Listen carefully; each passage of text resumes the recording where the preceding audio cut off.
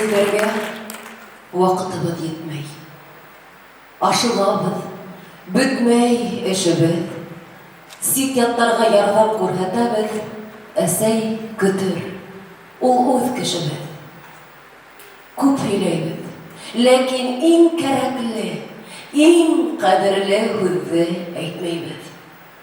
Кабаланам, әсәй, хуш хәбәргә, җавабын да хатта көтмәйбез.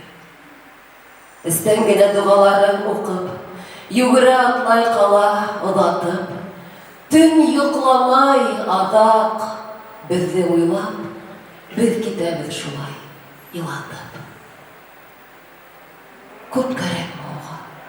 Ул бит әсәй.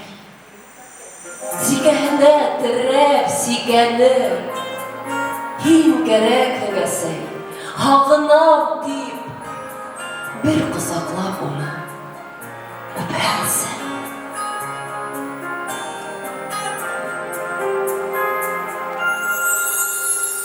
Йүгерҙе аласаҡы, офоҡтарҙа артына, әсәйемде ҡылғанды.